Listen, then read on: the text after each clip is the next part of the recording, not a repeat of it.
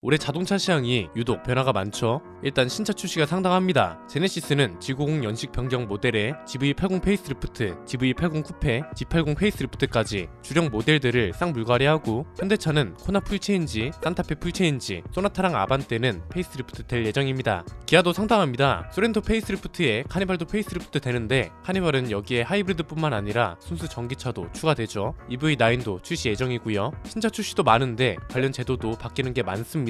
그런데 하나 좀 이상한 게 눈에 들어왔습니다. 운전 중에 스마트폰을 사용해도 단속을 안 한다는 내용인데요. 아니 대체 왜? 오히려 이건 단속을 강화해야 하는 거 아닌가? 이게 지금 관련 법이 개정됐는데 모든 차에 해당되는 것도 아닙니다. 특정 차종만 해당되고요. 내용이 좀 방대해서 쉽고 빠르게 정리해드리겠습니다. 운전하면서도 스마트폰을 은근 많이 사용하게 되죠. 수입차는 특히 순정 내비를 안 쓰고 애플 카플레이 같은 미러링 기능을 쓰는 경우가 대부분입니다. 요즘에는 또 브랜드마다 앱이 있어서 문을 잠그거나 공조 장치를 조작하거나 미리 시동을 걸어두거나 할 때도 스마트폰을 쓰게 됩니다. 여기까지만 쓰는 건 괜찮은데 운전 중에 사용한다는 게 문제죠. 2018년부터 2021년까지 운전 중 스마트폰을 얼마나 사용하는지를 나타낸 자료인데, 2018년에는 30%를 밑돌던 게 2021년엔 무려 42%를 넘어섰습니다. 10명 중 4명이 운전 중에 스마트폰을 사용한다는 거죠. 생각해보면 진짜 사용하는 사람이 많은 것 같긴 합니다. 주행 중에는 사용하지 않더라도 신호 대기 중에 사용하는 사람은 진짜 많은 것 같습니다. 이게 빈도가 늘어나면서 주행 중에도 사용하게 되는 거죠. 많이들 오해하시는 게 손으로 쥐고 있어도 스피커폰으로 통화하면 괜찮지 않냐 이건데, 도로교통공단 자료를 보면 스피커폰으로 통화하는 것도 불법이라고 합니다.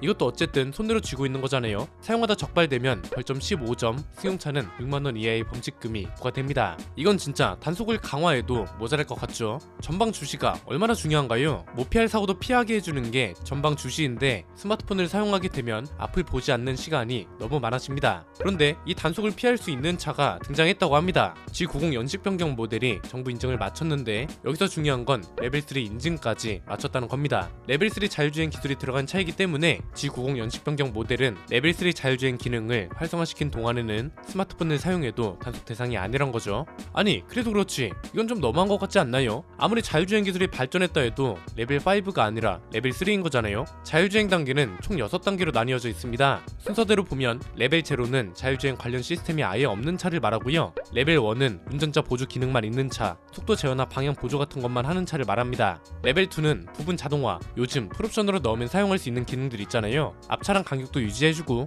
차로 유지도 해주고 고속도로 주행 보조까지 포함된 차를 말합니다. 이번에 G90 연식 변경 모델에는 레벨 3 기능이 추가되는데, 이건 조건부 자동화 단계라고 부릅니다. 특정 조건에서 완전 자율주행이 가능한 단계죠. 레벨 4는 고도 자동화라 해서 거의 모든 특정 조건에서 자율주행이 가능합니다. 마지막 레벨 5는 완전 자동화 단계입니다. 모든 조건과 상황에서 자율주행이 가능합니다. 자, 레벨 3도 어쨌든 특정 조건에서만 자율주행이 가능하다는 겁니다. 그리고 그 특정 조건도 범위가 넓지 않은 거고요. 그래서 아무리 기능을 활성화한 상태라도 스마트폰을 사용하는 게 맞는 걸까요? 이게 어떻게 된 건지 보니까 작년에 국토부가 자율주행차 관련 안전 기준을 개정했습니다. 여기서 제일 중요한 내용이 속도 제한이 사라졌다는 거, 그리고 자율주행 기능 사용 중에는 휴대폰 사용이 가능해진다는 거였습니다. 법 개정의 취지는 간단하죠. 국제 기준에도 맞추고 기업들이 좀 더 자유로운 환경에서 자율주행 기술을 연구 개발할 수 있게 한 겁니다. 자율주행차 최고속도도 국내 기준의 시속 60km인데 우리나라는 자율주행차 최고속도를 도로의 제한 속도까지로 허용했습니다. 고속도로 같은 곳에서는 시속 100km에서도 자율주행 기술을 사용할 수 있도록 하겠다는 취지입니다. 그리고 운전 중에 휴대폰 사용하는 걸 금지했던 도로교통법을 완화해서 자율주행 시스템을 사용하는 중에는 휴대폰을 사용하거나 영상물을 시청할 수 있게 됐습니다. 야, 아무리 그래도 그렇죠. 이걸 법으로 허용한다는 것 자체가 낯설기도 하고 괜찮을까 싶기도 한데, 알고 보면 이것도 우리나라에서만 이렇게 하는 게 아니더라고요. 일단 자율주행차 시장 규모는 우리나라만 커지고 있는 게 아니죠. 2035년 전망치를 보면 국내만 26조가 넘고 글로벌 시장 기준으로는 1310조가 예상된다고 합니다. 국토부가 발표한 자료를 보면 2022년하고 올해 레벨 3 자율주행차를 출시하고, 2024년에는 레벨 4 관련 제도를 완비해서 2025년에는 레벨 4 버스랑 셔틀 같은 걸 출시할 계획이라고 발표했습니다. 그리고 2027년에는 레벨 4 자율주행차를 출시하고 2030년에 자율주행 인프라 구축을 완료하겠다고 했습니다. 일본도 보면 자율주행차 운전 중에 스마트폰 사용을 허용하도록 법을 개정했습니다. 얘네는 2019년에 이걸 개정했고 국가별로 보면 이미 레벨 3로 들어간 지 오래입니다. 미국은 테슬라의 풀셀프 드라이빙이 2019년부터 2.5에서 3단계 자율주행 도입을 시작했고, 독일은 S클래스가 드라이브 파일럿이라는 이름으로 2021년에 처음으로, 일본은 혼다의 혼다 센싱 엘리트라는 이름으로 2021년에 레벨 3 기술이 도입됐습니다. 우리나라는 제네시스의 하이웨이 드라이빙 파일럿이라는 이름으로 올해 도입이 되는 겁니다. 그러니까 이런 방향의 법 개정은 우리나라만 특별한 게 아니라 전 세계적인 추세라는 건데 빈틈이 없는 건 아닙니다. 크게 세 가지로 정리할 수 있습니다. 첫 번째는 지금 국내에서는 어떤 준비를 하고 있냐 이겁니다. 일단 자율주행차 관련 보험이 나온다고 합니다. 삼성화재가 개발 중이라고 하는데 2021년 8월쯤에 개발이 시작됐고요. 보험 내용은 간단합니다. 레벨 3 자율주행이 뭔가요? 돌발 상황에서만 운전자가 주행을 하면 되고, 그 외의 주행 상황에서는 시스템이 앞차를 추월하거나 장애물을 감지하고 피할 수 있습니다. 업무용 자율주행차 전용 특약이라는 게 있는데, 이게 기존 일반 자동차랑은 다르게 시스템의 결함이나 해킹 같은 새로운 위험이 추가된 거잖아요. 이것 때문에 원래 있던 업무용 자동차 보험료보다 3.7%가 비싸고, 시스템 결함 같은 걸로 사고가 나서 운전자가 무과실인 경우에는 보험료 할증을 적용하지 않는 거죠. 금융위원회도 전용 특약 상품 개발을 하려고 자동차 손해배상법을 개정했고요. 보험 영역 자체를 레벨 3 자율주행차까지 넓혔습니다. 여기서 핵심은 자율주행 시스템으로 인한 사고가 원인일 때는 보험사나 자동차 소유자가 직접 제조사한테 제조물 책임법을 근거로 부상을 청구할 수 있다는 겁니다. 여기까지만 봐도 문제가 보일 겁니다. 두 번째는 그래서 책임을 어떻게 구분 지을 거냐 이겁니다. 지금 자율주행 기술이 빠르게 발전하고 있는 거에 비해서 법, 보험, 제도 이런 게 제대로 정비가 안 되고 있다는 느낌입니다. 당장 최근에 개정된 자동차 손해배상법도 마찬가지입니다. 자율주행차는 사고가 났을 때 일반 차와 동일하게 보유자가 배상 책임을 진다, 이렇게 명시되어 있습니다. 사고가 나면 사고조사위원회가 사고 조사를 합니다. 여기서 제조사 과실은 어떻게 인정할 건지, 이게 가장 중요한 거 아닌가요? 약간 급발진하고 비슷한 거죠. 자율주행 시스템 오류를 인정할 제조사가 몇이나 되겠어요. 이걸 운전자가 개입하지 않았다는 걸 입증해야 하고, 운전자의 부주의인지 시스템 오류가 맞는지 이걸 누가 입증할 거냐 이겁니다.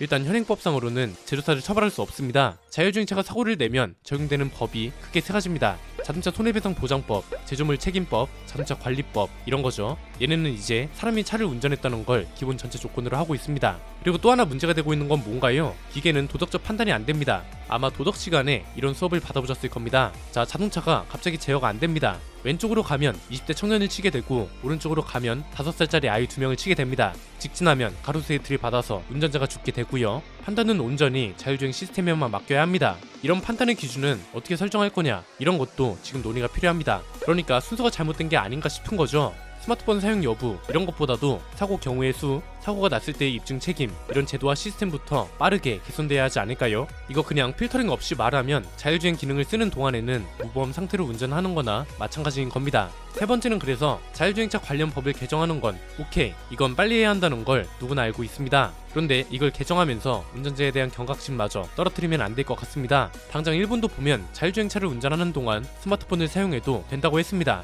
그런데 이거랑 동시에 일반 자동차는 규제를 강화했습니다. 도로교통법 개정안을 마련해서 기존엔 범칙금이 6,000엔이었는데 18,000엔, 우리 돈으로 약 18만 5천원 정도로 올린 거죠. 범칙금은 3배로 올랐고 6개월 이하 징역형도 가능하게 했습니다. 그러니까 이것도 결국 근본적인 게 무시되는 순간 압의 규환이 된다는 겁니다. 스쿨존 단속도 그렇고 5030도 그렇고 근본적인 문제가 살짝 결여되면서 빈틈이 많이 발견됐잖아요. 자율주행차도 마찬가지입니다. 뭔가 완화되는 게 있으면 강화되는 것도 분명 있어야 하고, 틀 자체를 바꿔야 하는 경우도 분명 필요할 겁니다. 지금도 사실 늦었습니다. 이미 레벨 3 자율주행차가 G90으로 나오는 거잖아요. 올해 출시되는 차죠. 아까 로드맵도 봤지만 한 해가 지날 때마다 자율주행 기술도 업그레이드 될 겁니다. 이게 이미 시중에 나온 상태라서 법을 개정하면 분명 급하게 만들게 된다는 거죠. 충분한 토론이 필요한 내용이기 때문에 지금부터라도 관련 전문가들이 목소리를 내줬으면 하는 바람입니다. 오늘 내용은 여기까지입니다. 내용이 유익하셨다면 구독과 좋아요, 알림 설정 부탁드립니다. 지금까지 저는 안피디였습니다. 감사합니다.